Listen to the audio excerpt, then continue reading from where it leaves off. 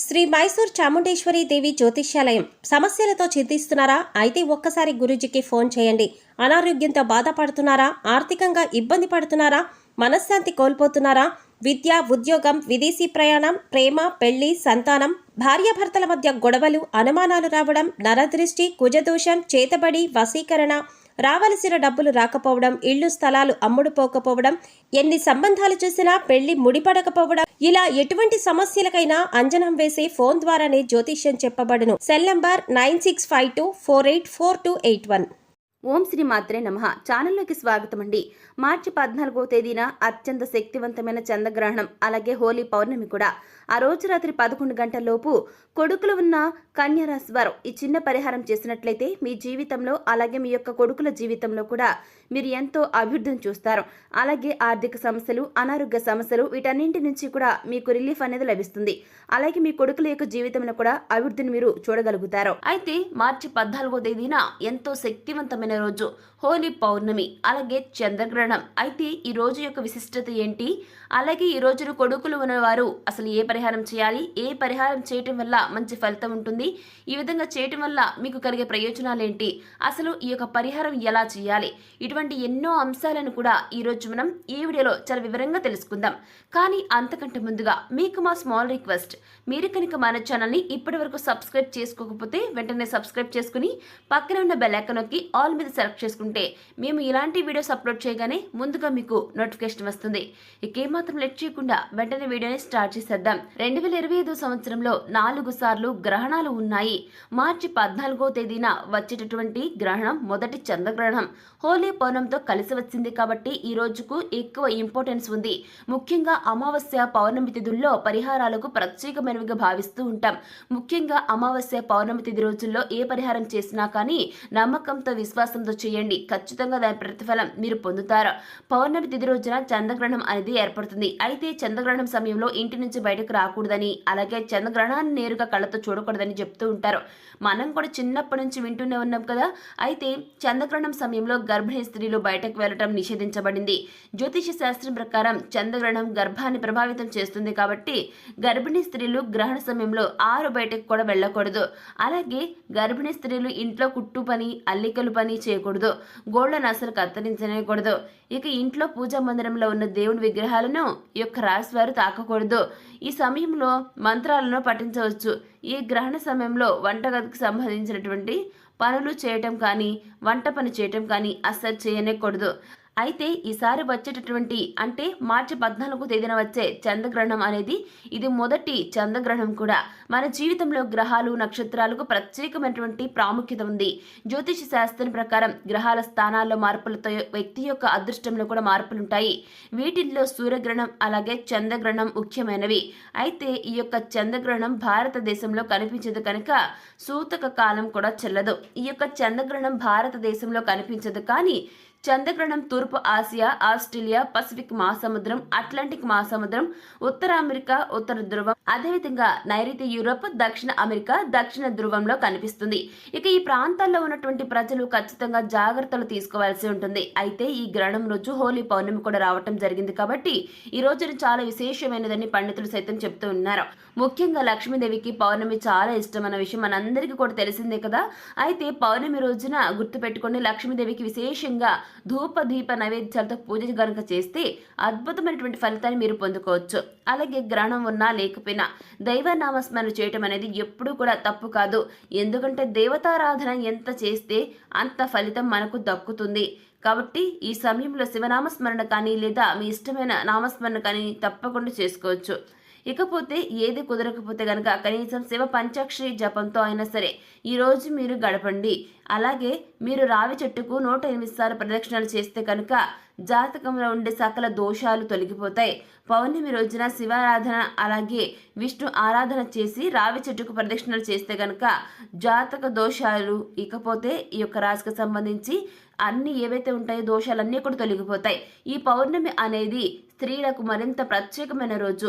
ఉపవాసం చేసిన స్త్రీకి సంతాన భాగ్యంతో పాటుగా ఆమె జీవితంలో ఆమెకు వైదవ్యం అనేది రాకుండా ప్రాప్తిస్తుందన్నమాట.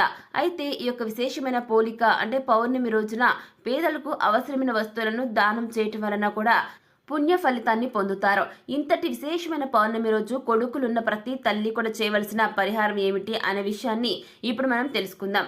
ముఖ్యంగా కనుక మనం చూసుకున్నట్లయితే ఈ యొక్క పరిహారాన్ని మీ కొడుకు చిన్న పిల్లవాడైనా లేదంటే పెద్ద పిల్లవాడైనా సరే ఈ పరిహారం నిర్మోహమాటంగా చేసుకోవచ్చండి. పౌర్ణమి రోజు ఈ చిన్న పరిహారం చేసుకున్నట్లయితే ధన ప్రాప్తి కూడా కలుగుతుంది. ఆర్థిక సమస్యలు తగ్గుతాయి. జీవితంలో ఆర్థిక ఇబ్బందులు అనేవి రావు. ధన వర్షం కురుస్తుంది. జీవితంలో సుఖ సంతోషాలతో ఆనందంగా ఉంటారు. మరి ఎంతో శక్తివంతమైనటువంటి ఈ హోలీ పౌర్ణమి చంద్రగ్రహణంతో కలిసి వచ్చిన రోజున ఈ పరిహారాన్ని ఎలా చేయాలి అనేది ఇప్పుడు మనం తెలుసుకుందాం. అలాగే ముక్కోటి దేవతల అనుగ్రహాన్ని పొందడానికి ఎటువంటి విధి విధానాలు పాటిస్తూ ఈ పరిహారాన్ని చేయాల్సి ఉంటుంది అనే అంశాలను ఈ రోజు మనం వివరంగా తెలుసుకుందాం.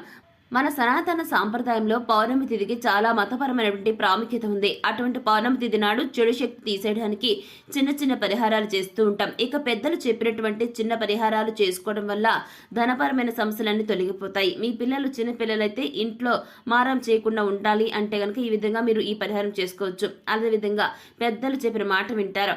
అలాగే పెద్దవాళ్ళైతే ధనం ఎక్కువగా సంపాదిస్తారు. వారిలో ఉన్నటువంటి దృష్టి దోషాలు అన్నీ కూడా తొలగిపోతాయి. ఎప్పుడైనా సరే చిన్న పిల్లలు బాగా చదువుతున్నా లేదంటే పెద్ద పిల్లలు అధికంగా ధనం సంపాదిస్తున్నా దృష్టి దోషాలు అనేవి తగులుతూ ఉంటాయి. అటువంటి దృష్టి దోషాలను తొలగించుకోవచ్చు. అలాగే పౌర్ణమి చంద్రగ్రహణం కలిసి వస్తే మరింత విశేషమైనదిగా చెప్పబడుతుంది. అంతేకాదు ఈ పరిహారం చేయటం వల్ల మీ పిల్లలకు ఉన్న చెడు దృష్టి అంతా తొలగిపోయి పిల్లలు కూడా వృద్ధిలోకి వస్తారు. ఈ రోజున దీపారాధన ఖచ్చితంగా చేయాల్సి ఉంటుంది. మీ పిల్లలపై ఉన్న చెడు దృష్టిని తొలగించుకోవటం మీకు గుర్తుపెట్టుకుని ప్రతి ఒక్కరు కూడా మీ పిల్లలు ఎవరైతే ఉంటారో ఒకరు కానీ ఇద్దరు కానీ ఎంతమంది ఉన్నా వారిపైన చెడు దృష్టి అనేది ఉంటుందండి. మరి ఆ దృష్టిని తొలగించడం కోసం పౌర్ణమి రోజు ఇప్పుడు మనం చెప్పుకోబోయే ఈ చిన్న పరిహారాన్ని పాటించాలి. ఈ పరిహారం ఏ విధంగా చేయాలి అనే విషయాన్ని ముందుగా మనం చూసుకున్నట్లయితే ఒక ఎర్రని క్లాత్ను తీసుకోండి. ఆ తర్వాత ఎర్రని క్లాత్ లేకపోయినా పసుపు పచ్చని క్లాత్ కూడా తీసుకోవచ్చు. తర్వాత ఎర్రని క్లాత్లో రాసు అంటే కల్లుప్పు అంటాం కదండి, ఆ ఉప్పును వేసేయండి. ఆ తర్వాత 2 లవంగాలు వేయండి. ఈ విధంగా ఈ యొక్క గుర్తుపెట్టుకుని ప్రతి ఒక్కరు కూడా ఈ విధంగా చేయటం వలన మీ కొడుకుపై ఉన్నటువంటి చెడు దృష్టి అంతా తొలగిపోతుంది. నర దృష్టిని తొలగించే శక్తివంతమైనటువంటి ఈ యొక్క కల్లుప్పుకు ఎక్కువ ఇంపార్టెన్స్ ఉంది. లవంగాలను వేసిన తర్వాత వాటిపై కొంచెం కుంకుమను కూడా చల్లాల్సి ఉంటుంది. అదేవిధంగా వీటన్నిటిని అంటే ఇలా చేసిన తర్వాత వీటన్నిటిని కలిపి ఒక రెడ్ క్లాత్తో ఒక మూటలాగా కట్టండి. దీనిని ఎడమ చేతితో పట్టుకుని మీ కొడుకును తూర్పు ముఖంగా కూర్చోబెట్టి వారి ఎడమ చేతి వైపున గుర్తుపెట్టుకుని ప్రతి ఒక్కరు కూడా ఎడమ చేతి వైపు నుంచి కుడి చేతి వైపుకు 5 సార్లు వారి చుట్టూ తిప్పండి. దిష్టి తీసిన తర్వాత ఆ ఎర్రని క్లాత్తో మూట కట్టారు కదా, ఆ కట్టిన మూటను ఎవరు తొక్కని ప్రదేశంలో వేసి వెనక్కు తిరిగి చూడకుండా ఇంటికి వచ్చేయండి. ఇలా ఇంటికి వచ్చిన తర్వాత కాళ్ళు కడుక్కోండి. అదేవిధంగా ఇంట్లోకి వెళ్ళండి. ఈ విధంగా చేయడం వల్ల మీ కొడుకు జీవితంలో ఉన్న సమస్యలు ఆటంకాలు అన్ని తొలగిపోయి మీ జీవితంలో సంతోషం అనేది చూస్తారు. ఇక విశేషమైనటువంటి పౌర్ణమి రోజున ఈ చిన్న పరిహారం చేస్తే కనుక మీ యొక్క కొడుకులకు అదృష్టం వస్తుంది. ఇక ఈ పరిహారాన్ని రాత్రి 11 గంటల సమయంలోపు చేయాలి. అంతేకాదండి, ఎల్లప్పుడూ వారికి దైవబలం తోడు నీడగా ఉంటూ వారిని కాపాడుతూ ఉంటుంది. వారికి కట్టినటువంటి గుర్తుపెట్టుకోండి ప్రతి ఒక్కరూ కూడా మిథున రాశి వారికి పట్టినటువంటి దిష్టి అంతా కూడా పోతుందన్నమాట. వారి జీవితం బాగుంటుంది.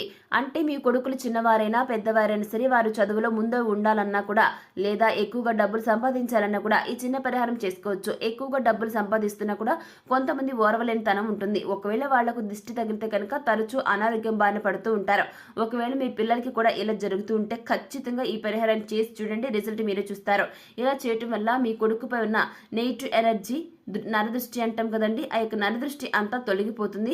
త్వరగా పోయి పిల్లలకు చక్కటి మానసిక ఉల్లాసం అనేది కలుగుతుందండి. సో చూసారు కదండి, మార్చి 14వ తేదీన వచ్చే పౌర్ణమి రోజు కొడుకులు ఉన్న తల్లులు ఎటువంటి పరిహారాన్ని చేయాలి, ఈ పరిహారం చేసేటప్పుడు పాటించాల్సిన నియమాలు ఏంటి, ఈ పరిహారం చేయటం వలన నరదృష్టి నరఘోష ఏ విధంగా తొలగిపోతాయి అనే విషయాలను ఈ వీడియోలో వివరంగా తెలుసుకున్నాం కదా. మరి ఈ వీడియో మీకు ఎలా అనిపించింది? నచ్చిందా? నచ్చితే లైక్ చేయండి. మీ ఫ్రెండ్స్ అండ్ ఫ్యామిలీ మెంబర్స్లో ఎవరైనా సరే కన్యా రాశి వారు ఉంటే వెంటనే వారితో ఈ వీడియోని షేర్ చేసుకోవడం మాత్రం అసలు మర్చిపోకండి. ఇప్పటి వరకు మీరు కనుక మన ఛానల్ను సబ్స్క్రైబ్ చేసుకోకపోయినట్లయితే వెంటనే సబ్స్క్రైబ్ చేసుకుని పక్కన ఉన్న బెల్ ఐకాన్ నొక్కి ఆల్ సెలెక్ట్ చేసుకుంటే మేము ఇలాంటి వీడియోస్ అప్లోడ్ చేయగానే ముందుగా మీకు నోటిఫికేషన్ వస్తుంది. ఇక మరొక టాపిక్ని మళ్ళీ కలుసుకుందాం. Thanks for watching.